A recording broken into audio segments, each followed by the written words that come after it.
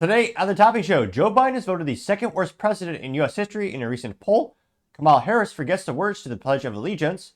Trump posts a map with the USA and Canada being one country and it goes viral, implying we might take them over or perhaps adopt them. Los Angeles LGBT Chief Fire Officer is roasted for not prepping. They didn't even have water for this recent event. New Meta Chief of Global Affairs praises the replacement of fact checkers for community notes to more mere external policies. I examined every stick shift vehicle still on the market for 2025. The Nissan Z passes Toyota Supra in sales for the first time. Rolex's prices are skyrocketing, and battery chargers are being recalled because they could heat and burst into flames. All of that and much more on The Topping Show.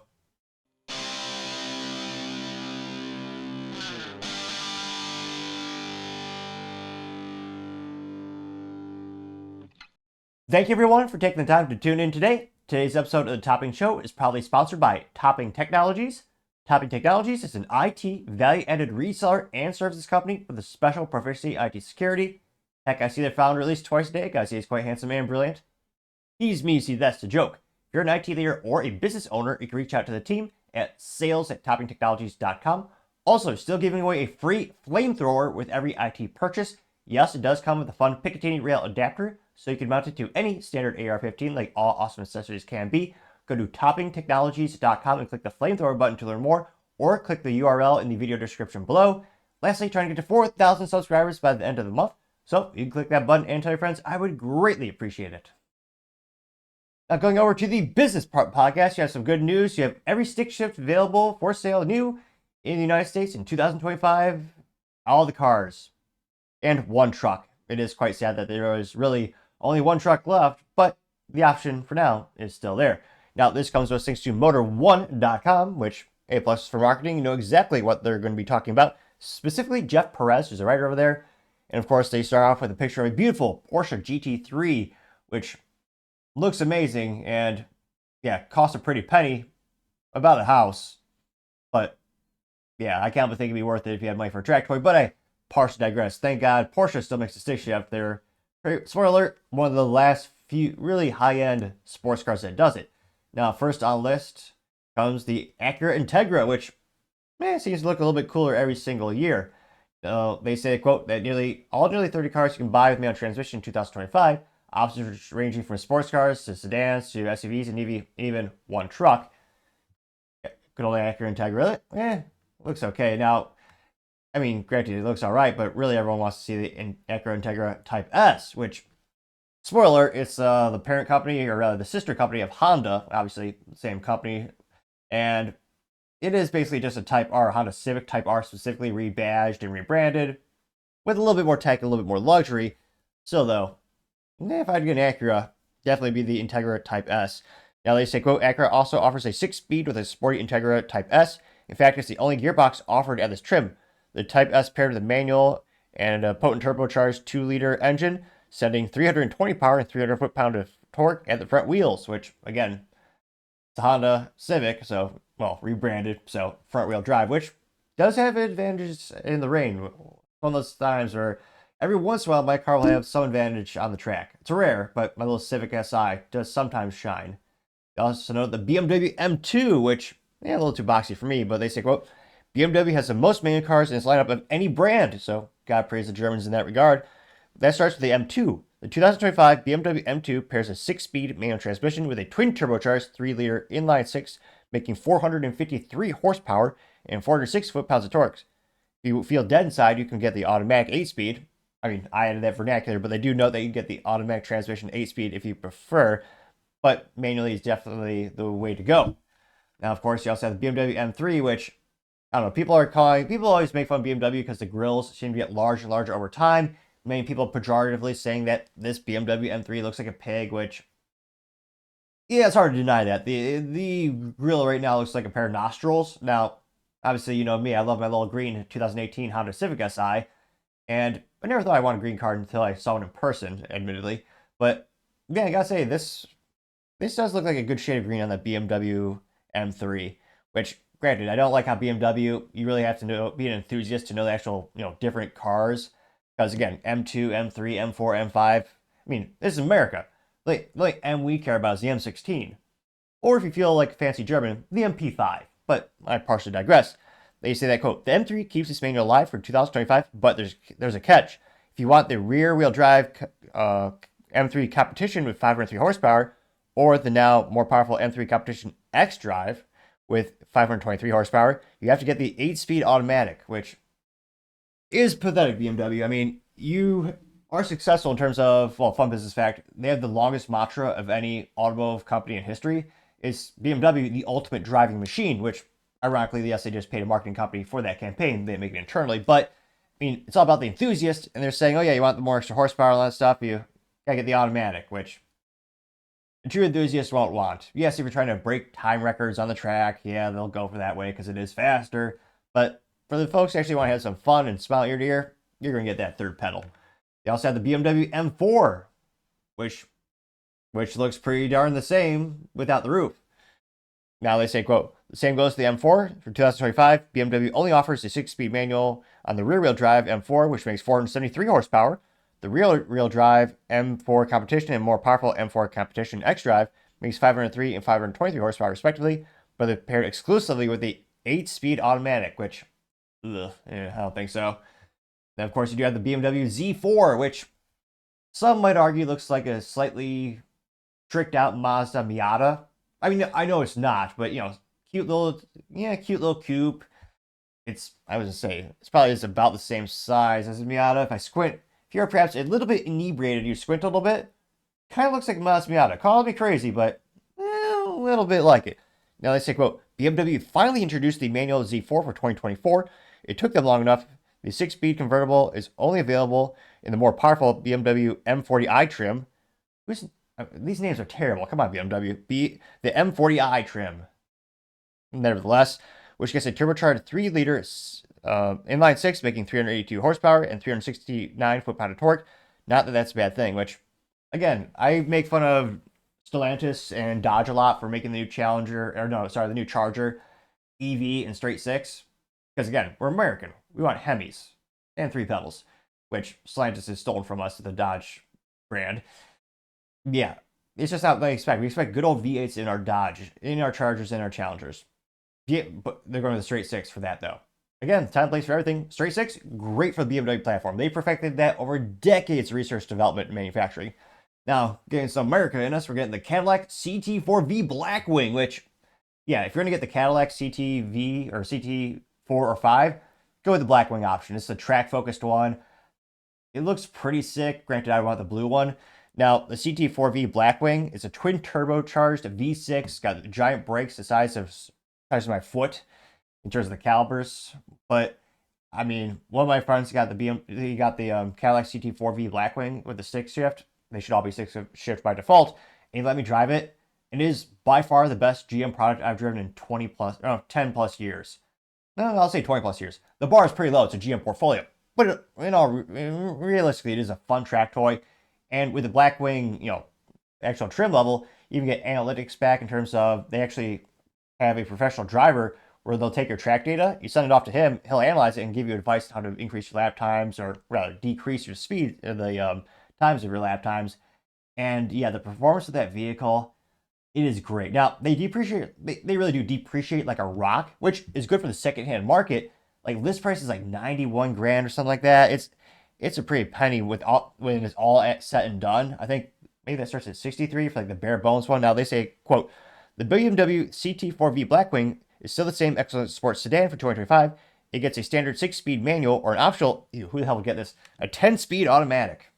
Paired with a twin turbocharged 3.6-liter V6 making 472 horsepower, 455 foot-pound of torque. Now I actually can't believe this. The 2025 CT4V Blackwing starts at $63,590 for theft, sales tax. Which, yeah, again, once you had all the options, I see most of them around 80 to 90 when I'm window shopping or more realistically dreaming.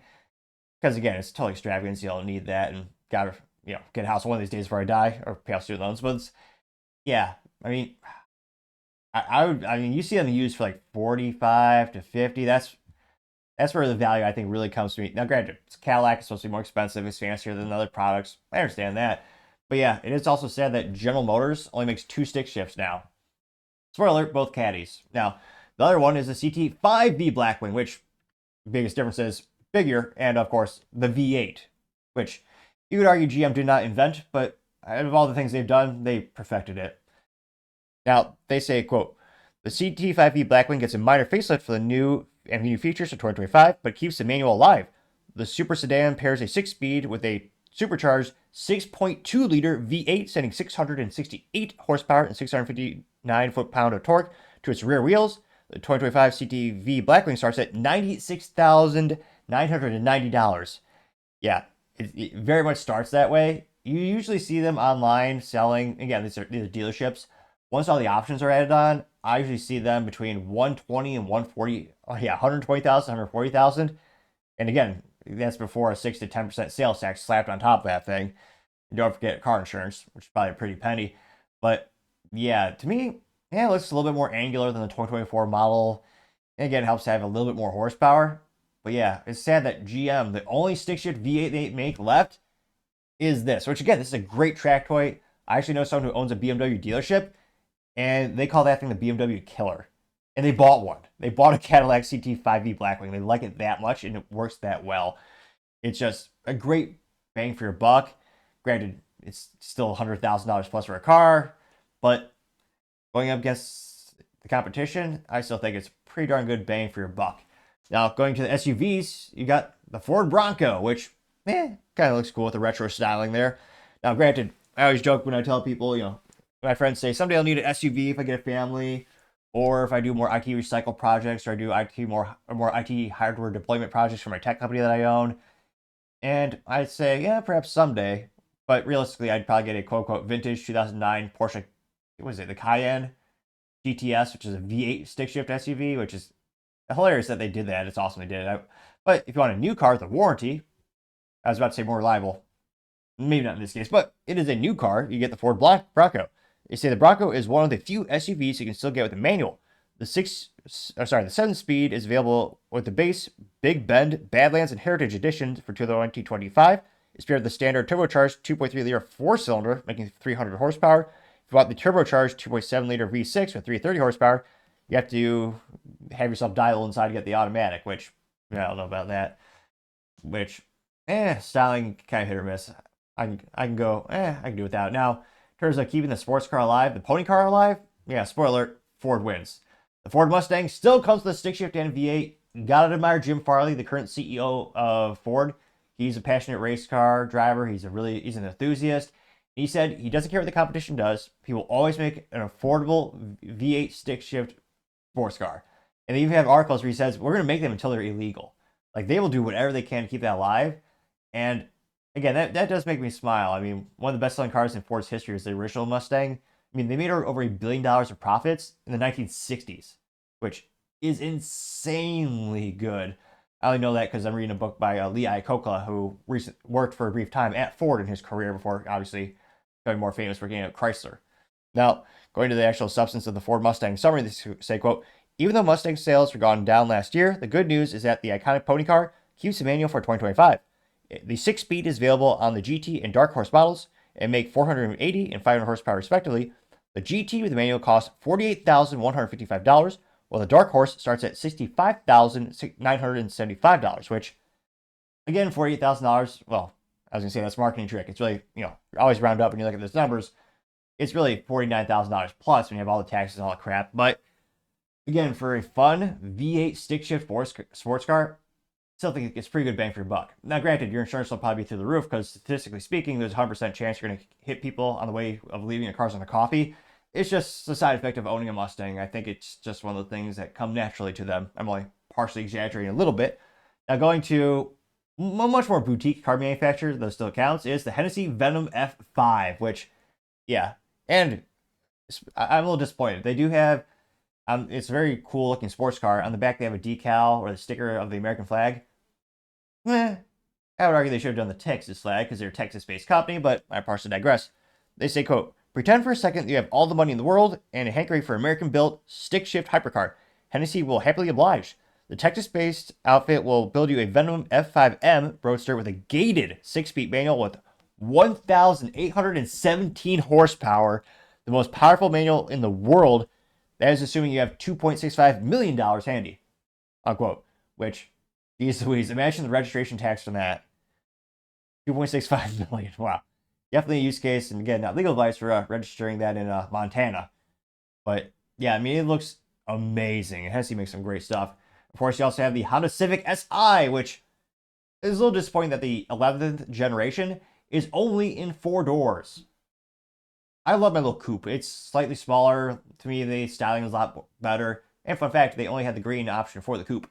But yeah, with the new 11th generation Honda Civics, they only have 4 doors, which means, well, I guess they're going to bring back the bastardized version of the Prelude. But until that happens, they have no coupes in their portfolio, which is kind of sad. Now, they say specifically, quote, Honda killed the manual on the base Civic sedan and hatchback models, and we're sad to see them go. Thankfully, you can still get a 6-speed with the Civic Si, which pairs a turbocharged 1.5-liter 4-cylinder engine, making 200 horsepower. Which I only laugh because, again, it's not a horsepower war when it comes to, again, it's not really a track car. It's a kind of a street car that make a little bit more fun and spicy that probably the 3 people take to the track realistically, and I'm one of them.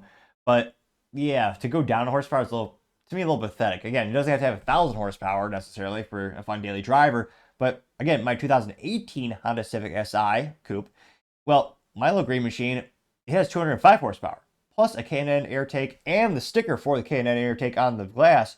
So I'm pretty sure that means it has 500 horsepower. I'm pretty sure that's how that works. But this only has 200. Now they say that you can, oh, it's funny. They claim you can get the Civic Si for $31,400. Well, that's what the list price is before the dealers steal it from you, or rather extort you. It's ridiculous. Even my local dealership, they want $5,000 over MSRP, which again, I mean, prior to the pandemic, with the exception of maybe Lamborghinis or hypercars, the old cliche was only suckers pays MSRP because, again, at MSRP, they have a hefty profit built into that from the manufacturer. Because again, they get the invoice, the sticker invoice they show you is not really it. They get back end rebates. They also get discounts. Yeah, they're making a pretty penny if they're selling at MSRP. And I think peak pandemic, my dealer wanted $10,000 for the Si and $15,000 over MSRP for the Civic Type R. Now it's about $5,000 over for the Si and $10,000 for the Type R. Those are kind of the usual on average. If you go to the Honda Civic forums, you can usually find a couple of dealers that will sell them at list price. They're hard to find, but they are out there. And again, $31,000, to me, that's a little too much personally. I mean, I just stretched pretty far, and I only recently started paying off my 2018 Civic Si, which thank God I got prior pandemic. That thing I got for, what is $24,000, give or take. Now, they also, of course, you have the Civic Si, you're going to have the good old Type R, which they chose the best color picture for this description. Again, it's also a little disappointing from Honda. They don't have any fun colors anymore. They used to have green Civics, you used to have like yellow Civics. Now you have like 4 different options. You got white, red, blue, and graphite gray, whatever they want to call that. And maybe one more that I can't think of because it's so bland and boring, frankly, that I didn't even bother remembering it. And that's with me spending a not insignificant amount of time on conference calls just, playing with the Honda configurator for the Type R. But in all seriousness, the blue does look pretty good. You can see the Honda Civic Type R there, which again is where they take the Civic to the, most of its capabilities. Now Civic is an even bigger engine, better brakes. I mean, much bigger Brembo brakes specifically, I believe, as well. Now they say, quote, the top dog Honda Civic Type R keeps its manual for 2025, just like the Integra Type S, because again, same car, different badges. They also note that, quote, the Type R is only available in a 6-speed manual transmission, which I do admire. It actually forces enthusiasts to, keep to that third pedal. Ford also did this with the Focus RS and the Focus, what's the other one? The Focus RS, as well as the Focus ST. Sometimes to forget their nomenclature for their sports cars.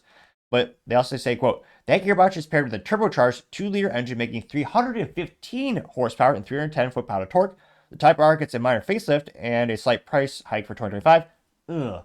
Now it's starting at $47,045 plus dealer markup plus sales tax, which to me it's lost all its value. Because again, at $47,000 plus dealers are marking up $15,000 on top of that. That's getting to, what is it, 65,000, 66. That's getting up there. At that price point, you can get a Porsche Cayman, base model. And granted, they might be killing it with the European Union cracking down emissions and they claim cybersecurity, all that crap. But again, to me, that pushes it into a different echelon. For $47,000, I just don't see it. I think if the Type R, and again, they don't really care about this being a high volume business in terms of this vehicle. It's a kind of a pseudo halo car for Honda, showing them the engineering and their passion, and again appealing to the the race car drivers, enthusiast. It's not going to be high volume. Most people are going to get the SI, but again, they can move so many more units. If this, to me, the value of this car would be maybe $36,000 to me, and because again, even the SI at $31,000. And I know inflation is a thing, thanks to the ineptitude and corruption of the U.S. government on the left and the right. Our dollar's worth less every day. But yeah, to me, $47,000 just pushes it way beyond the value. And yeah, I just think they sell a lot more. I think the more I think $36,000 would be a good price for that. But that's just me. Now, interestingly enough, you also have Hyundai, which this looks pretty cool. It's got the Hyundai Elantra N. Got some little extra pieces of red plastic glued on there and some giant brakes on it as well. But in all seriousness, Hyundai is, not financial advice, so one of the fastest, most successful automotive companies out there. They're doing pretty darn well. They say the Elantra is the last gas-numbered N model in Hyundai's lineup. The Elantra N pairs a 6-speed manual transmission with a turbocharged 2-liter 4-cylinder engine, making 276 horsepower and 289 foot-pound of torque. For less fun, Hyundai also offers a 8-speed dual-clutch transmission, which, yeah, true enthusiasts aren't get. A little bit of a late ADHD fun fact for the Cadillac CT4 and CT5V Blackwing. The take rate, or rather the rate at which people are adopting manual transmission for those sales or when they configure the vehicles, is about 50%. It's one of the highest rates out there. Now, you also have the Jeep Wrangler, which I would argue is the best brand in the automotive community, only because they're such unreliable trash from a mechanical perspective, and yet people will still buy those things every single day. And they'll spend, how much is he going for? I'm gonna try and find, where's the price for this thing? Not like, what is it, almost 50,000 plus? Let's say, quote, interestingly, Jeep had originally planned to kill the automatic in the V6 powered Wrangler for 2025, making it the manual only affair, but after some pushback, the automaker decided to keep the automatic around. Well, that's a little disappointing, at least for another year. The base 25 Wrangler then is available with both a 6-speed manual or an automatic, both paired with the standard 6-liter V6 engine, which, again, you gotta admire Jeep. People will buy that crap no matter what. It's, quite frankly, really bizarre and impressive. I also have the Lotus Emira, which, looks pretty cool, actually. Now, they say, quote, the only manual car... Excuse me. They say, quote, the only manual... This is pathetic, actually. The only manual car in the Lotus lineup is the Emira sports car, which, considering it's Lotus, I would argue every Lotus should have that option, but that's just me. The 6-speed comes with standard and a supercharged 3.5-liter V6, which makes 400 horsepower, 310 foot-pound of torque. Sadly, you can't get a manual with a base 4-cylinder engine. The only transmission option on that is an 8-speed dual clutch, which, boring. Some people might forget, believe it or not, Mazda is still around. They're mostly making crossovers, but they make this little bastardized looking hatchback too, I suppose. I almost had to squint, it's so weird looking. Now, they say, quote, believe it or not, you can still get a manual transmission on the Mazda 3, but it is only available in one trim. The front-wheel drive 2.5S Premium comes with a standard 6-speed paired with a 2.5-liter 4-cylinder, making it 191 horsepower, 186 foot-pound of torque. Unfortunately, you can't get the manual on the sedan style, the turbo trim, or the all-wheel drive. Excuse me. Which, it's pretty disappointing to say the least. Now, of course, the most iconic vehicle when it comes to, fun track toy for best bang for your buck, and still comes with a stick shift, bar none, it's going to be the Mazda Miata, or specifically the Mazda MX-5 Miata. And I say, well, of course, Mazda Miata keeps the manual alive for 2025. The beloved sports car offers a 6-speed shifter in the standard soft-top convertible or the hardtop RF model. Both trim have the same 2-liter 4-cylinder engine, which sends 181 horsepower, 151 foot-pound of torque to the rear wheels, which, again, bang for your buck. It's hard to beat Mazda Miata, and they really, the 90s, they look pretty comical in terms of they're so rounded, and everyone made fun of them for being a girl car. They've gotten a lot better in terms of the marketing and the branding, and I would argue the styling. These are a lot more angular. And shoot, any guys that ever been to the track, they know Mazda Miata is the best thing to go with. Pretty cheap consumables in terms of, replacing the brake pads, replacing the rotors, the tires, especially compared to other bigger vehicles and other more expensive vehicles. Great bang for your buck. Interesting enough, you have the Nissan Versa, which I didn't even know that's still around. They say, quote, the Versa is the unlucky hero of the manual transmission. For 2025, the subcompact sedan keeps its 5-speed manual on the base S model, which helps maintain the status of the cheapest car in America. When factoring in for destination charges, it starts at $330, which I mean, it's also Nissan, but in terms of having money for a new car with a factory warranty, that is pretty darn good bang for your buck. $18,330, which again, considering how much government over-regulation we have in the automotive community, and how prohibitively near impossible it is to start a new car brand, or more specifically, we're having every new year, the cars have to be safer, have to be better fuel economy, have to have less emissions, all that kind of stuff. It is very impressive that their price point has been pushed to the stratosphere like most of their competitors. Now, granted, when it comes to if I would buy a Nissan, probably not. But if I won the lottery and had unlimited garage space and I wanted a Nissan, I would certainly get the Nissan Z, or as some people call it, the 400Z, because when I was a kid, it was a 350Z, then you have the 370Z, and this is what comes next, which, yeah, the facelift on this car was much needed. It looks, very frankly, it looks a lot better than the 370Z. A little disappointing they carried over a lot of the same parts. But again, it's also Nissan, the company that's perpetually on the brink of bankruptcy. And they have to save some costs. And yeah, let's just say, I don't know why this amuses me so, but the heated seat button is a save from the 350Z. So for it's multiple decades of that same design. So they're getting a good ROI on those molds and those designs for that specific part of the car. Now, in all seriousness, they mentioned that, quote, the Nissan Z, it needs a manual. Thankfully, the 2025 model keeps its 6-speed Sport, Performance, and Heritage Edition trims. That transmission pairs with a standard twin turbocharged 3-liter V6, making 400 horsepower and 350 foot-pound of torque. Now, in terms of missing the boat, so to say, yeah, Nissan did not read the room right in this regard. They say, quote, sadly, you still can't have a manual on the Nismo model, which is supposed to be the peak engineering dedicated for track use, which, again, this isn't the type of car where you're going to go out and break world records for top speed or lap speeds. But if you want to have fun and spot year to year, that's where you usually get a stick shift. They note that, quote, the 420 horsepower Nismo only offers a 9-speed automatic with paddle shifters. Which, yeah, I kind of think with this current generation of the Nismos, the only people are buying those are speculators that are putting it in garages and covering it with 18 pounds of saran wrap and other protective materials and treating it like a time capsule, not actually driving it. Now, I do appreciate the fun, bright orange color for the Heritage Edition. They have the stick shift. Yeah, you might have two collectors going for, the Heritage Edition, all that kind of stuff. But yeah, that's the one where you'll actually take it to the track. And you'll have some fun with that.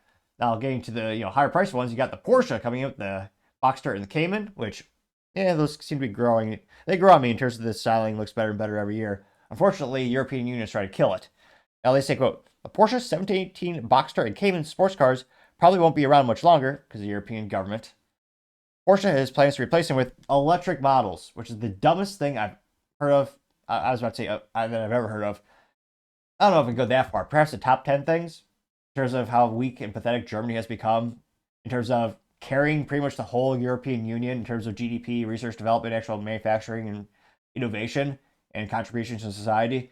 And yet, they acquiesce to the European Union in terms of, oh yeah, we'll stop making fun Porsches because it doesn't meet cybersecurity and regulations for fuel economy and emissions. The most profitable, important things a car makes or manufacturer makes. Now they're gonna make EVs, which right now with current technology are trash for the track. Now they say, quote, Porsche has plans to replace them with electric models, which won't work. For now, the 718 still offers a standard 6-speed manual transmission with the option 7-speed PDK dual clutch. Now, of course, you also have the iconic Porsche 911. Now, they say, quote, Porsche does not offer... I was going to say that grammar is really not the best, but nevertheless, they say, quote, Porsche to not offer a manual 911? Impossible. So, obviously, they will. You can get the 6-speed shifter on the new Carrera T or GT3 models for 2025. The Carrera T gets a twin turbocharged flat 6, making 388 horsepower and 331 foot-pound of torque, while the latest GT3 gets a naturally aspirated 4-liter flat 6 with a 502 horsepower. You really can't go wrong with either, which, no. And again, in terms of being able to customize your car, Porsche is probably the most, maybe with Porsche or Rolls-Royce, I'd say, no, I'd argue Porsche is probably the best. No, okay. It's not as good as Rolls-Royce because, they'll literally design works of art for you in terms of customization. But in terms of kind of more standard options, but having many options, Porsche is probably the best company on the planet when it comes to customizing your vehicle with pretty much literally unlimited paint options. If you go for the the extra fancy one where not just not just the custom colors of paint, but you also have the paint in which they'll work with you to make the exact shade that you want.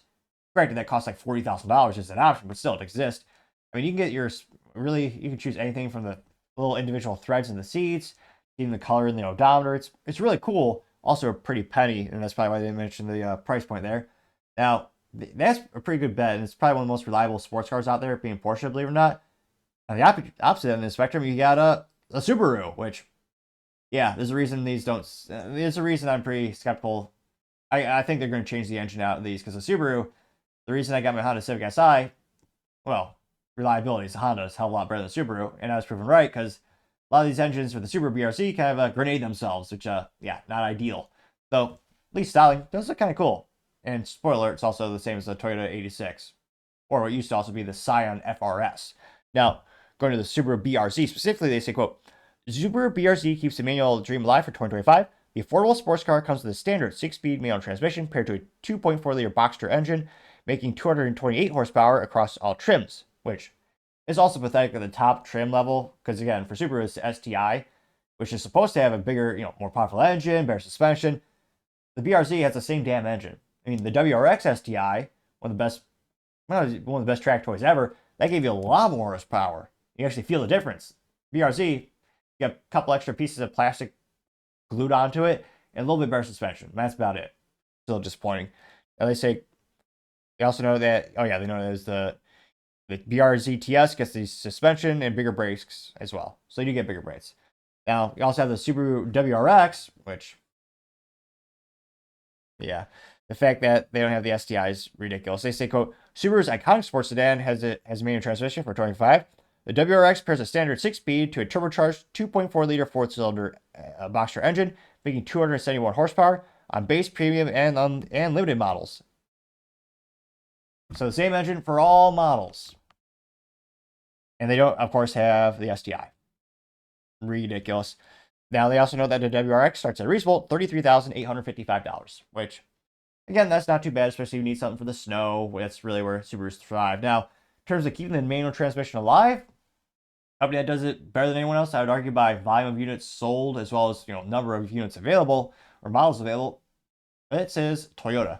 Now, the first one is the GR86, which, yeah, it's literally just the Subaru BRZ. It's a joint venture between the companies. But, yeah, it also has a Subaru engine, so for reliability, probably don't want that. So with this color combo, Toyota is also winning me over on that metric as well. It's green with gold rims, which look pretty cool there. And again, with the Toyotas, again, I was going to say, not paid ambassador or anything like that, but if you get the GR editions, you get the free track package as well. So every time I go to the track, they usually have one of their classes out there because the new owners get the track experience. And I think they get a 1-year membership as well, which is pretty darn cool. You get your own instructor come with you in the car. Now they say, quote, just like its cousin, the Subaru BRZ, you can still get a manual on the Toyota GR86 as expected. Again, same specs as the Subaru. And this starts at $31,135. You also have the GR Corolla, which that one actually does have a more reliable engine. We'll see how the warranty claims work in terms of some of them bursting into flames. But nevertheless, they note that the Toyota GR Corolla, and say, quote, even though Toyota introduced an automatic option for the GR Corolla in 2025, which is a little disappointing. It's kind of fun to have an enthusiast car that was really made for enthusiasts, and you really had to be an enthusiast to buy it. And old purists like me would say you have to have a stick shift if you're really an enthusiast. Kind of like, I do admire, again, how the Ford Focus RS and the ST, those are stick shift only. You had to learn it if you really want to enjoy it. But I partially digress. They say the hot hatch still comes with a standard manual. The 6-speed pairs with a turbocharged 1.3-liter 3-cylinder engine making 300 horsepower and 295 foot-pound torque, which, again, 100 horsepower per cylinder against a Toyota engine. Pretty darn good. Again, hopefully they hammer out all the reliability issues. Now we have the the Supra. It's a pun because it's made in the same factory, I believe, in Austria, where they just do a little bit of badge sharing. But Toyota did spend a little bit extra money for the research development to make the stick shift where BMW did not originally. Now, of course, now you have the Toyota GR Supra, which, yeah, again, BMW, but nevertheless, they did do some research development and styling. They say the Supra isn't selling as well as it used to, but buyers can still secure the sports car with a 6-speed manual transmission. The 2025 GR Supra offers a 6-speed manual option across both trims and is paired with now standard turbocharged 3-cylinder inline-6, making 382 horsepower. The 4-cylinder Supra was discontinued for 2025, which, yeah, I'm not too surprised. Again, when I go to the track days, there's a fair amount of Supras out there. I mean, less than a quarter of them were the 4-cylinder options. I suspect if I were to guess the ratio, it probably was about 25% of all Supras were with the 4-cylinder option. And again, I was inside, actually, I got to be a passenger inside both models, and the 4-cylinder one was anemic at best. It was pretty boring in terms of the acceleration, and you just tell you need more. So I'm not too surprised they're discontinuing it. Now you have the only truck in North America, you have the stick-shift, the Toyota Tacoma, which I'm a little biased. I like it because you can also get it in green, although it's pictured red here. Now, diving into the article, they say, quote, the Toyota Tacoma is the only truck you can buy in 2025 with a manual transmission. How times have changed. It's not just limited to the base model either. The Tacoma SR, TRD Sport, and Off-Road all get the 6-speed option, which is awesome. You can get any type of Tacoma you want. Now, again, it's not a full-size traditional pickup truck. It's a light-duty one, so it's not like you could pull a trailer of 20 cars or anything like that behind you. So there's inherited limitations, though granted, let's be honest, most trucks are just pavement queens that go to Home Depot every 6 weeks for some mulch. But again, it is still cool to have a truck. And shoot, if I won the lottery, I'd love to have a truck with a stick shift one of these days. Now, you also get into the Germans again. You got the Volkswagen Jetta GLI.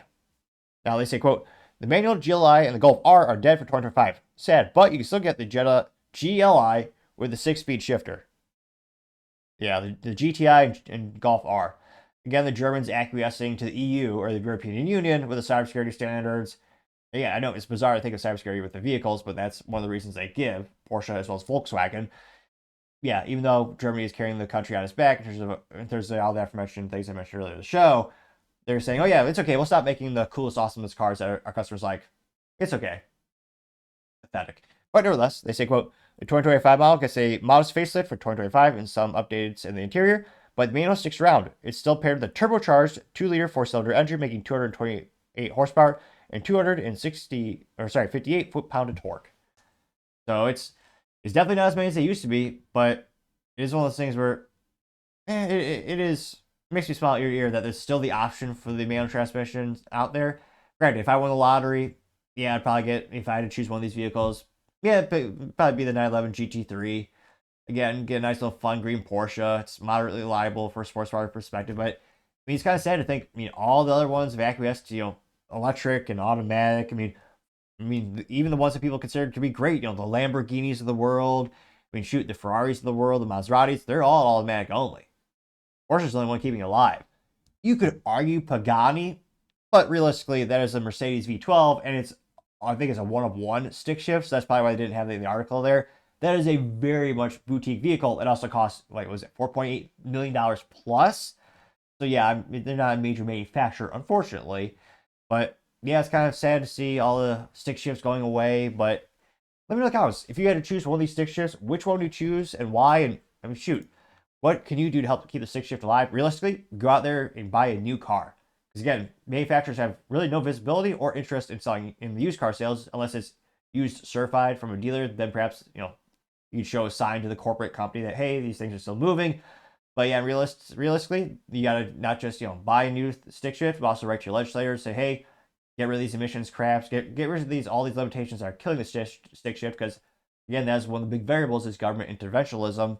And that's a big reason why these stick shifts are also going away. But let me know your thoughts in the comments, because, as always, be fascinated to hear what you have to say. Other interesting business news, you have the Nissan Z passing the Toyota Supra for the first time, which probably also helps that dealerships don't want $30,000, $40,000, $50,000 over MSRP for the Nissan Z. Because again, they were when it first came out, and it's disgusting that some people were paying that. Because again, if you keep paying it, the dealerships will keep doing it. Now, this comes to us thanks to thedrive.com. And here, specifically Beverly, who's a writer over there, is credited to this, saying, quote, Toyota Supra's sales dominance over Nissan Z is over. They say, quote, the Nissan Z outsold Toyota Supra in 2024 for the first time, as the trend line shows it won't be the last. And here you can see a pretty good picture of the Nissan Z with some mountains behind it, red paint over black rims, which again, aesthetically speaking, this Nissan Z is, I was about to say, leaps and bounds of mountains and valleys, pun intended because there's mountains on the screen, over the 370Z. I mean, the 370Z really just added a little bit more, I mean, there's a little bit more curvy compared to the 350Z. That's a little bit more boxy, specifically the headlights. You saw the molds radically change over the models, as well as all the body panels. But yeah, I'm not too surprised. It also is a little bit more affordable, I believe. Now, I'll actually leave that picture on the screen for y'all. Say, quote, age matters or is a factor in sports cars, because for the first time, the Nissan Z outsold its elder, the Toyota Supra, in 2024. Yes, you still may never see them on the roads, but someone is buying them, which, yeah, again, I've seen, I think, one Nissan Z on the road. I can't help but wonder, are speculators really buying these as an investment? Which, again, it always grinds my gears, pun not really intended, when people treat vehicles as investments. I mean, historically speaking, with the outlier of the pandemic, only the Ferrari GTO and the Pontiac GTO have ever really beat the S&P 500 in terms of any investment.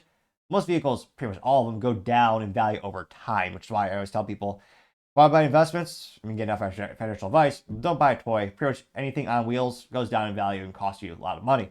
Now, they say, quote, Nissan moved 3,164 Zs compared to 2,615 Toyota Supras that found new homes. Both models have been on opposite tracks since Nissan Z debuted in 2021. That year, Toyota Supra is still riding high after coming back from a 17-year hiatus. And they actually sold 6,830, vehicles that year, Supra. Meanwhile, the Nissan Z launched with great fanfare amid pandemic-related global supply. People are struggling out the gate with a whopping 36 sales, which, yeah, let's call that a mulligan. I wouldn't count that calendar year or that specific 36 unit sale. Here, let's actually pull up the beauty on the screens where I also want to just stare at, they're both vehicle interiors, so they show that nice stick shift, which again is so rare these days. And if you've never driven one, ask a friend, ask an enthusiast, as long as you're respectful about their vehicle and you have the expectations and they know you're not going to purposely, destroy the clutch or anything like that, and they teach you. Any enthusiast wants you to get involved. They want you to get addicted to it so that you buy new cars and tell these companies, say, hey, keep making these things because it's fun and cool. So yeah, if you ever want, now's the time to get into it. Now, they say, quote, the following year, Supra sales dropped by 27% to 4,952 units, then dipped nearly half in 2023. One of the biggest issues is that because, yeah, you introduced a new Supra with automatic only, the dumbest business decision I've heard of in many years. Well, okay, it's not that bad. They go out of business. It's not like a Dil Mulvaney Bud Light business blunder. But again, to have the new Supra, an enthusiast vehicle with automatic only, that was the most ridiculous thing Toyota has done in probably a decade plus. Like that. And again, to Toyota's credit, they did listen to the massive pushback from the enthusiast community, and they spent their own they spent their own research and development funds, apparently, to make the manual transmission for it. Because again, underneath all the cool curves of the Supra is a BMW heart and body. That's why BMW logo is stamped on pretty much every piece under the hood. So again, Toyota did go above beyond because BMW didn't have a stick shift. They should for that vehicle. Now, they continue to say, quote, Toyota later announced a 6-speed manual transmission for the comeback. And then 2024, sales were basically flat for 2023. It's also off economy, and these are toys, let's be honest. Now, they continue saying, quote, during the same time, however, the Z was seeing its numbers do the opposite. 263 in 2022, 1,771 in 2023, and now 3,164 in this last year. Which, again, I think the dealer markups are decreasing. I think that's a positive contributing variable. Because, again, no one wanted to pay 20 to 30, 40 grand over list price for the Z. That's just ridiculous. Now, they say, quote, okay, yes, there are other sports groups available. The feisty Mazda Miata 5, the Super BRZ, the Toyota 86 come to mind. Even you get the Ford, yada yada. Ford sold 44,303 of the Mustangs. Now they say that the Nissan Z could potentially increase its sales gap or the Supra even more. Toyota dipped the base GR Supra 2.0, which means the GR Supra 3.0 is still a new entry car. That means the 2025 Supra starts at $57,385. Yes, it's got 386 horsepower and 368 foot-pound of torque, but the base Z starts at 400 horsepower and 350 foot-pound of torque, though they haven't released pricing yet. But 2024 models start at $44,000 for the Nissan Z. Hell of a lot cheaper. Also, the Supra getting at $57,000. At that price point, and again, it's a lot of money, I know, But that delta from 57,000 for that to the Porsche Cayman that starts around 70,000. I mean, especially most people financing these things to 70. Most people are doing it like 5, 7 year loans for these cars, which I don't recommend at all. But I mean, I can't help but think, yeah, that price point, you start getting pushed in a different direction, personally. Now, they say that Nissan is unlikely to, even with all the struggles, to increase the price to 10,000 plus, actually be in parity with it. Now, they also know that the Supra's fraternal twin, the BMW Z4, is supposedly going away in 2026, leaving Toyota with the keys, but not much else. Which, again, it's not. I believe it's is it Meglar? There's actually a company, I believe in Austria, that actually manufactures it for them. They're a white label company for automotive businesses. So it's not like this is coming from a BMW factory. Now, it might increase the cost of Toyota because, again, it's one of those things in business. Usually you get, just like going to Costco, you get a discount for buying things in bulk if this white label parent manufacturer of the actual car has less units that they're making. Usually all the individual components are going to go up per unit cost. So that also might hurt Supra as well. But yeah, it is. I was going to say, it is still pretty impressive that the Z is coming up more and more sales. And I hope it does. Nissan, Lord knows they need help, but their sales always seem to be struggling. But yeah, I'm not too surprised. It's a little bit better bang for your buck. I'm not too surprised that the Nisan Z finally catching up to Toyota. But out of curiosity, let me know, which one would you rather get? If you had, let's say, budget was not an option, would you get the Supra or would you get the Nissan Z? Let me know, because as always, be fascinated to hear what you have to say. Other interesting business news: you have Rolex prices skyrocketing through the roof as gold continues to seemingly be a good investment. No, of course, not financial advice. One of the weirdest phenomenons I've seen, and granted, I am by no means a authoritarian, or rather authority on this topic. I mean, I got this Garmin Forerunner, I think it's a 230, for free from a friend like over a decade ago. Still works like a charm, and it's green, so I like it. But yeah, when it comes to Rolex, I mean, when I was a kid, I thought they were the most expensive, crazy thing in the world at $8,000. I think they start now at like 14,000 plus, partially because of inflation, and yeah, partially because some of them have precious metals, so a lot of them are just steel. And so you can debate they're also steel in terms of, they're kind of robbing you blind, because some forums will say they cost between, $500 and $1,000 to manufacture. Though I do appreciate, from a manufacturer perspective, it's one of the few items you can buy in your life where it's manufactured 100% in-house. They only buy raw materials, they make all the components, which is a rare, fascinating thing. Now, this comes to us thanks to Jason Valinsky, who's a writer at CNN Business, which somehow still in business. I'm pretty surprised there. He says, quote, Rolex watch prices are through the roof this year thanks to gold price surges. There you can see some of those iconic Rolexes to the display there, which, to me, those look a little gaudy. Those are the ones with diamonds, which, if I won the lottery, I wouldn't mind getting a Rolex, obviously, green.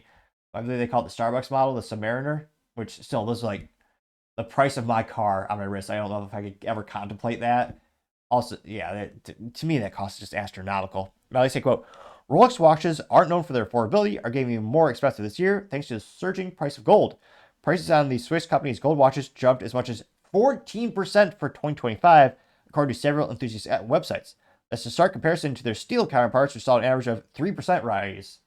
Which, again, it's pretty crazy to think a steel watch worth 12 to 20 grand for Submariner, or where they go for these days, plus sales tax. Jeez Louise.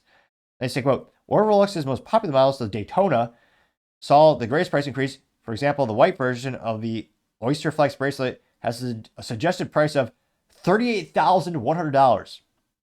That's just almost enough to get a Nissan Z new. Which, easily, imagine having a price of a car on your wrist. I'd be so paranoid about actually bumping something. I don't know how many times. I can't imagine having so much money where you don't care. You just wear it as like a regular watch. Like, oh, whoops, get scratched. I don't know, but that's just me. They say, quote, a sharp increase from the $35,000 price last year. Another model, the GMT Master in yellow gold, is priced at $43,300 on Rolex's website, a nearly 7% increase, which that's more expensive than a Nissan Z. Now, they also note that Rolex declined comment from CNN, and they note that the analysts are saying, again, expecting the increase in the price of gold to be one of the biggest contributing factors to this jump in price.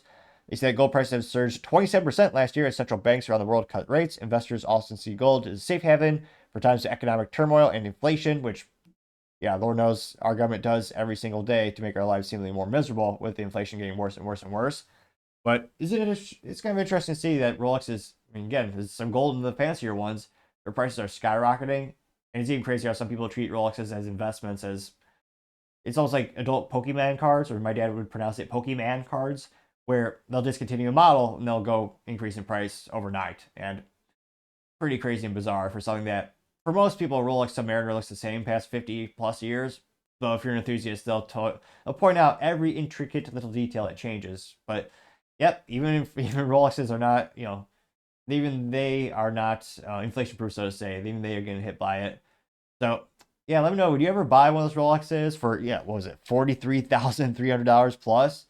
Let me know, or do you think they're overpriced? I used to think as a kid they were really rare, and then I read the article saying, oh yeah, they're making over 1 million of the Submariners a year. 1 million, which is insane. Over 1 million of those watches. And again, they are still hand assembled, handmade in Switzerland, fancy, yada yada. But would you ever want a Rolex? Let me know, because as always, it'd be fascinating to hear what you have to say. Now, going over to the Cultural Proud podcast, you have the Los Angeles LGBT Fire Chief roasted for lack of preparedness. They actually didn't even have water for the fire that's challenging them. Now, yes, I'm being a little bit more bombastic than usual in terms of the 59 different identifiers of the person, but it's because Los Angeles, especially California, puts a premium on that, and yeah, it's not working out so well. Now, this comes with thanks to Libs of TikTok, saying, quote, meet Los Angeles Fire Chief Kristen Crowley. She boasts about being the first female and LGBTQ. Oh, she forgot the I plus, she forgot the rest of them. Fire Chief of the LA Fire Department, promoting a culture of DEI as her top priority. Does this make you feel safer? Now, fascinatingly enough, she does not have purple or blue hair. I was actually shocked about that. Now, this went pretty viral. It got 3.3 million views as well as 13,000 likes. One of the first, I was going to say this is long overdue. One of the first responses comes from Planet of Memes, which did in fact respond in meme form. Now, Planet of Memes says the famous Crowder meme, and he says, quote, DEI policies are dangerous. And the poster board on Crowder's table says DEI policies make America less safe. Changed my mind. Getting 138 likes.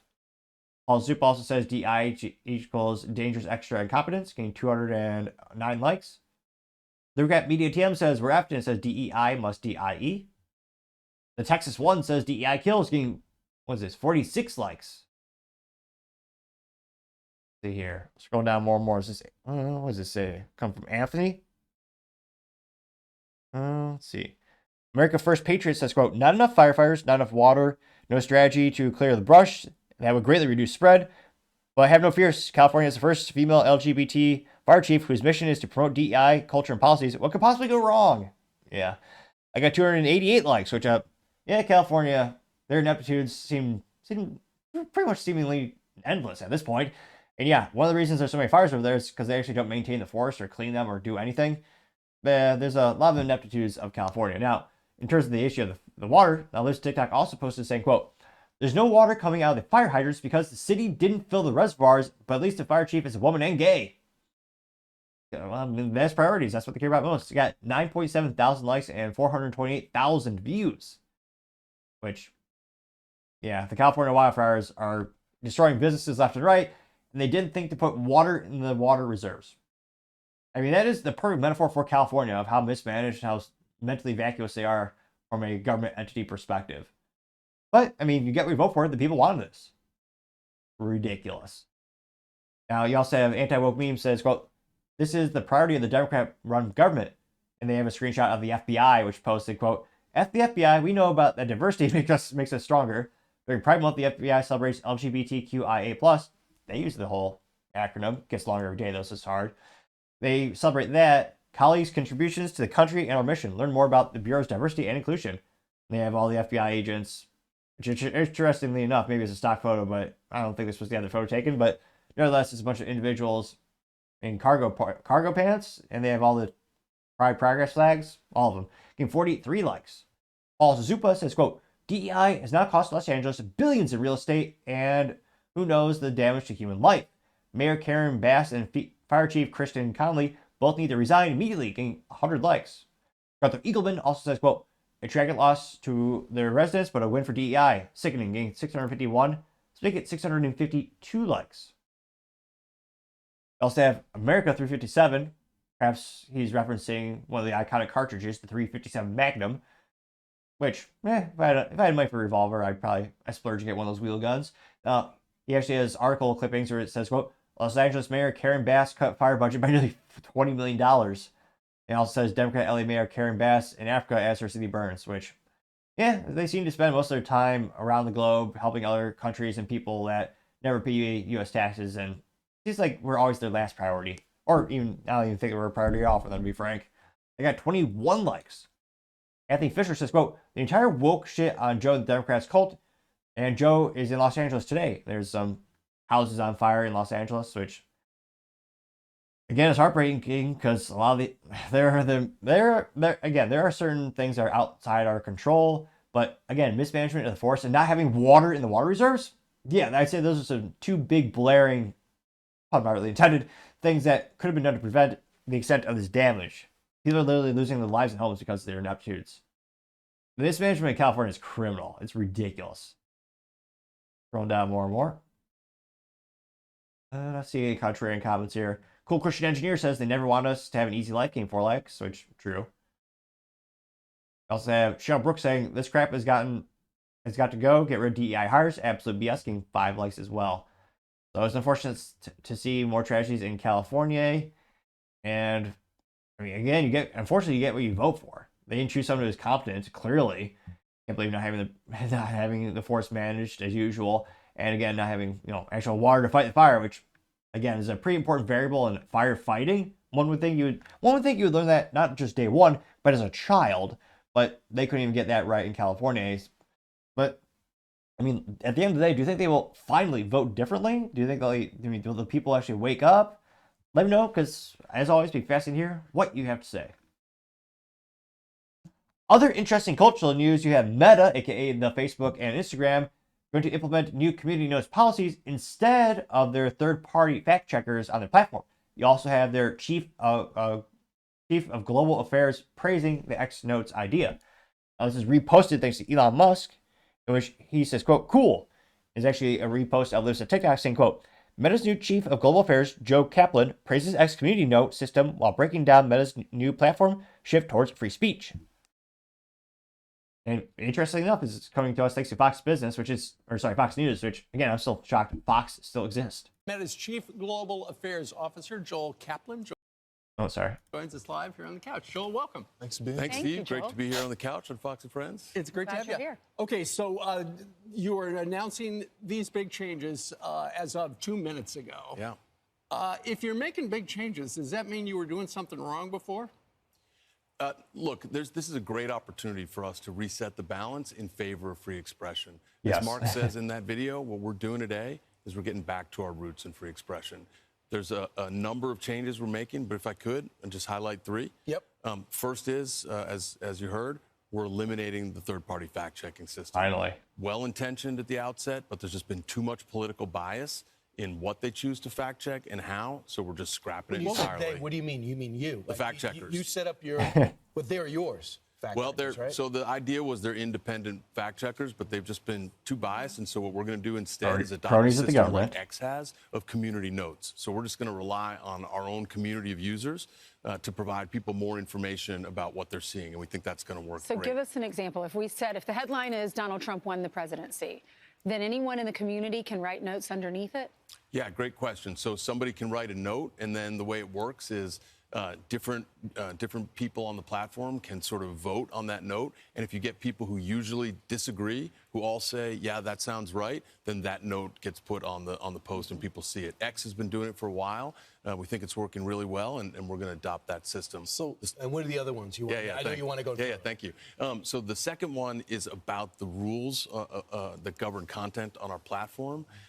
They've just become too restrictive over time about what people can say, including about those kind of sensitive topics that you mentioned that people want to discuss and debate: immigration, Hunter Biden laptop story, gender.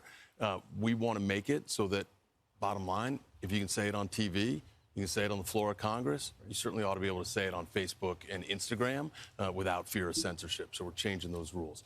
And then the last thing, if I could, we're also going to change how we enforce the rules. And we're going to make it so that there's way less over-enforcement and way fewer mistakes. Facebook jail is real. We'll see. Again, apologies, not feeling 110% this week. Definitely have a little bit of the sniffles, so to say. And this went pretty well. I got 2.4 million views as well as 15,000 likes. One of the first comments coming from Libs of TikTok saying, quote, imitation is the greatest form of flattery, getting 548 likes. Also have John Strand saying, quote, Zuck is a fraud. Thankfully, X is not. We must fight to keep it the free highway. Getting 33 likes. We also have Chris Fernandez saying, quote, Meta ended fact-checking and adopted X community notes is poetic. The platform that once suppressed speech now takes notes from the one that set it free. Innovation leads, imitation follows. Getting 14 likes. I mean, I also don't think it's I don't think it's a coincidence that they're doing it because at the same time that Trump won the presidential election. Again, if Kamala won, there's no way Facebook would be doing this. Again, Tim Walz, the weirdo from Minnesota, and well, I guess now famously known as being a failed VP candidate. Well, he famously said there's no guarantee of free speech. There's nothing that guarantees free speech. Which, he's a Democrat, so yeah, he's probably never actually read the Bill of Rights or the Constitution or any meaning founding fathers documents, yet along the Bill of Rights, and yet, yeah, he specifically said, oh yeah, you know, disinformation isn't covered and hate speech isn't covered, which, again, hate speech is disgusting, but it's still covered by free speech. And one could argue that's speech that needs to be protected because the controversial speech is the one that's most likely to be censored, to be bullied, and to be attempted to be hidden. And also, it's worth noting that most of the things that they call hate speech is a speech that they hate. We'll do. See, so far, no contrarian comments here. We also have Adam Linsky saying, quote, thank you, Elon, for showing others the way forward. To reduce global mass censorship, we must fight back. Free speech is a human right. Free speech, win-win. And this picture of him in front of Trump Tower getting 22 likes. So definitely some good news for free speech. Now, again, every couple of years, Mark Zuckerberg claims to be all about free speech. And this seems to be a national policy change. So again, in previous years, he's given accolades and he said that. Now there's some action. We'll see, you know, how the plans are executed and how it really comes to fruition. That being said, I know a lot of people in the Facebook jail these days is a very high recidivism rate, unfortunately. But let me know, do you think Facebook will finally become like it was way back in the day? I mean, I certainly don't think it'll be as free as a Call of Duty lobby. I mean, nothing's that much. There's not any greater free speech than that in terms of how bombastic it could be. But let me know thoughts, because as always, it'd be fascinating to hear what you have to say. Now, going over to the political part podcast, you have Biden voted the second worst president in history in a recent poll. Now, this is perhaps a silver lining of Jimmy Carter living to be 100 years old, is Jimmy Carter got to see that he was not, in fact, the worst president of all time. Though he had some of the worst policies of all time, he was not the worst. Now, this comes to us thanks to Libs of TikTok, who says, quote, new poll shows a majority of Americans believe Biden's presidency will be remembered as well below average or poor. And here you can see, you got some of the best being John F. Kennedy and Ronald Reagan. Then the only one that they rate worse than Joe Biden is Richard Nixon, which, again, in terms of controversy, I would argue Joe Biden is a lot worse, especially with the Hillary and Obama when it comes to, oh yeah, illegally spying on Donald Trump when he was running for president. I mean, back in the day, the political opponents would resign from that. Here they got promoted into the FBI and all those three-letter acronyms and agencies. Now, they also know the other popular ones include Obama as well as George W. But yeah, it goes down precipitously from there. Now, this didn't go as far as I thought it would, perhaps because everyone just kind of realizes, yeah, he's pretty much terrible at everything he's ever attempted. But nevertheless, he got about 250,000 views and 3.3 thousand likes. One of the first comments coming from anti-woke memes, and it's a picture of Biden. It says, the worst president of our time. And it's him saying, quote, the existential threat of our time, getting 55 likes. Also, Zupa says, quote, Biden is the worst president in U.S. history, not even close, getting 139 likes, which would be a quick question for the comments. Do you think Biden is the absolute worst president of all time? And then why? I also have James saying Biden or whoever is running the things is determined to destroy as much of America as they can with what little time they have, capping off the worst presidency of all time, getting 43 likes. AKA says, sounds like about right. He was awful, getting 34 likes. You also have Alpha Linger saying, quote, it'll be remembered as this. They say, quote, they didn't call it Epstein Award. They call it the Epstein. They don't call it the Epstein Award, but it's Epstein Award. And it's Obama giving the president all those awards to all those celebrities who also did go to Epstein Island. Got 8 likes. I also have a couple of pictures of Joe looking hilarious with his hair disheveled. It says, if the last 4 years of the picture, getting 16 likes. Let's see here. Yeah, I don't think anyone's going to be sticking up for him in the comments. Robert Spalding says, quote, in light of the clovered, oh yeah, the clovered, can't pronounce things today, more than usual, it's just saying something. The clovered pivot strategy, I think he sees himself as a success. It's only we the people who suffered. Getting 3 likes. Yeah. I might have to do a poll on the community notes, or not the community notes, the community section of the YouTube, and actually ask people, I mean, who do you think was the worst president of all time, and that, see if Biden actually passes Nixon. But yeah, definitely more controversies than Nixon, which is saying something. But let me know in the comments, do you think he was he got the second worst award. Do you think he should be the worst president of all time rated? Let me know, because as always, be fascinated to hear what you have to say. Apologies there. Other interesting political news, you have Kamala Harris forgetting the Pledge of Allegiance, because, of course, it's Kamala Harris.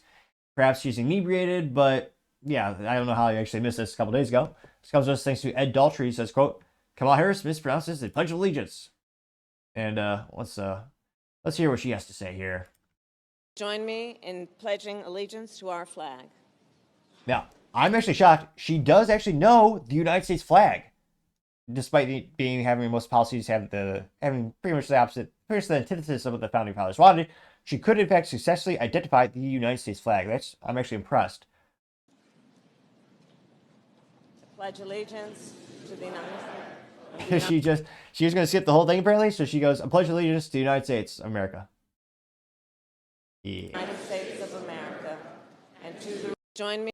Now I did do a poll on the YouTube, and about 14% of the people, again, small sample size, I think about 50 people voted. 14 people, or percent of the folks polled, or who cast their vote, said, oh, maybe she's just nervous, or, just an honest mistake. Which, again, this is coming from C-SPAN, which 18, maybe 19 people watch. In terms of pressure, there should be basically no pressure. And there should be. No one watches C-SPAN unless there's a funny mishap like this, and that's pretty rare. In this case, she did make a mistake, maybe perhaps just because she's never known the anthem to begin with. But yeah, pretty amusing. It only got about 50,000 likes, so I thought it should get more than that. I also got, 50,000 views, about 46,000 likes. One of the first comments comes thanks to someone by the name of Conservative Catholic saying, quote, we dodged a bullet in November, getting 6 likes. I also have DB Cooper saying, quote, it's early, she's only half drunk, getting 11 likes. Cash Patel News, so I don't think it's actually his profile, says, quote, kids stay off booze and drugs, getting 25 likes. I'd also argue stay out of public schools. Going down more and more, you have Justin Hart saying she's a complete mess. Harris wants this turn to be over, getting 6 likes. Jay Kaplander says, quote, holy shit, we dodged a nuke, getting 6 likes as well. Yeah, when I did my poll, most people did say it's just because she's a communist. She doesn't know, or she never did.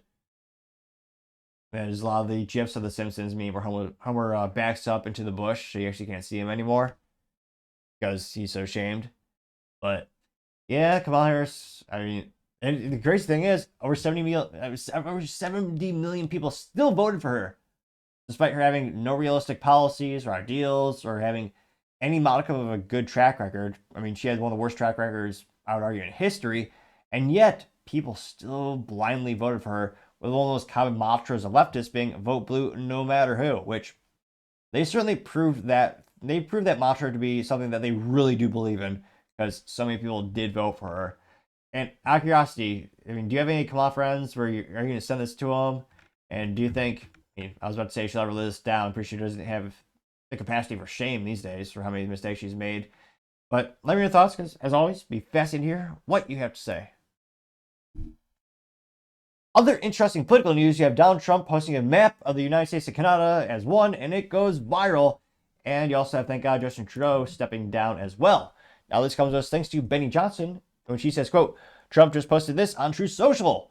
And it's literally good old United States as well as Canada, and it's all in the United States American flag colors. And Trump simply says, quote, oh, Canada.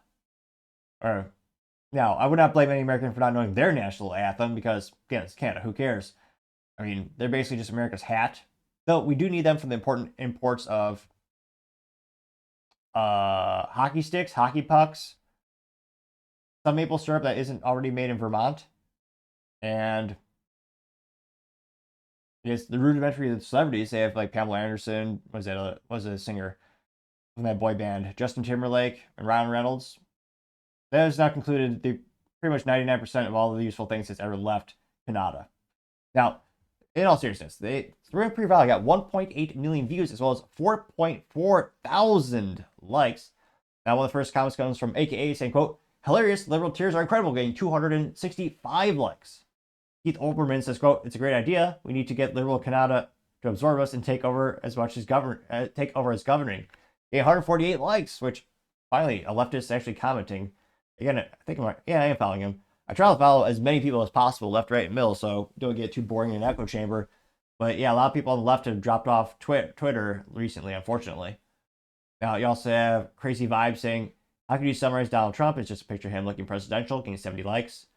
You also have David saying, quote, "It's a AI-generated picture of Donald Trump riding a bald eagle like a horse with a crown and cape." This is so stupid. But it says, "The King of Greater America," getting 77 likes, which ridiculous, obviously.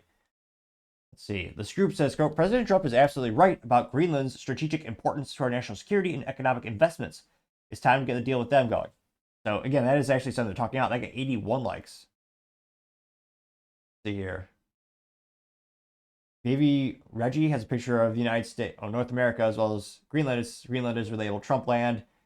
Canada is relabeled as a 51st state. Got America being United States. Was it? And then Mexico being just labeled as the country on the other side of the wall. That's a new name. Yeah, 196 likes. Yeah, a lot of people. Again, we'll see how this does to trade relations. I think it will. I mean, just checking out or stepping out is a great thing. But yeah, Trump never fails to impress. He really needs to do stand-up comedy in his free time. Not that he has much free time, or he won't soon. But yeah, it's pretty funny to see him make that meme, and who knows, maybe we'll adopt them in the future sometime. But in all seriousness, let me know your thoughts in the comments, because as always, be fascinated to hear what you have to say. And going over to the business blunder of the day, you have a battery charger being recalled because they may accidentally overheat and burst into flames, which, yeah, not great. Definitely not a good thing to buy on the Amazon, which, spoiler alert, it's where they exclusively were sold from. Now, this comes to us thanks to the Consumer Product Safety Commission. They say, quote, "Charmest power banks recalled due to fire and burn hazards sold by Charmest exclusively on Amazon.com. There you can see those funny looking chargers there. And again, they're called the Charmest power banks, which, I don't know, F- for marketing. It sounds weird as heck. Now, this is the name of that, quote, "Lithium-ion battery is being recalling the power banks because they can overheat and ignite, posing fire and burn hazards to consumers. They know that it's going to affect about 480,000 units. That's not good. Now, and they know that, quote, "Consumers should stop using the recalled battery power banks immediately and contact Charmest for instructions on how to receive a full refund. To receive a refund, consumers will be required to provide photographs of their model W1056 power bank, their names and dates of the photograph written in permanent marker above the label, and the severed power cord. Consumers should dispose of the power banks according to local and state regulations," which, yeah, it's lithium ion, so definitely just don't toss that in the trash, because obviously it's volatile. Now, they know that Charmest received 44 reports of the recalled power banks expanding, igniting, melting, overheating, or smoking, including 4 reports of consumers receiving burns and blisters. Not great. Now, again, this recall number, if you want to reach out to the company, double check, it's 25-072. Again, -25072. Now, again, it's also retailer was Shenzhen Charmest Technology Limited of China. Now, again, thankfully, no one's passed away from this. There's not too serious in terms of ailments or getting injured. In terms of the burns, I wouldn't suppose they'd be so severe you go to hospital. Hopefully, it doesn't sound like that. But still, again, Amazon is the company that people are going to think of. What the hell, Amazon? You're supposed to care about this stuff. I mean, I'm not sure how much quality assurance they really have. A lot, again, as shown here, a lot of the sellers there are third party. But yeah, definitely not a good look for Amazon or Charmest. So, gotta say, this battery recall is certainly the business blunder of the day. Thank you, everyone, for taking the time to tune in today. Again, trying to get 4,000 subscribers by the end of the month, so if you can click that button, I greatly appreciate it. Also, give me a thumbs up, thumbs down, or comment. It's a great way to give me some additional feedback, letting me know how I can make the show better and better. Lastly, don't forget to take time to tell your family, tell your friends, tell your coworkers, heck, tell your enemies, tell anyone and everyone. Just stay safe, fight the good fight.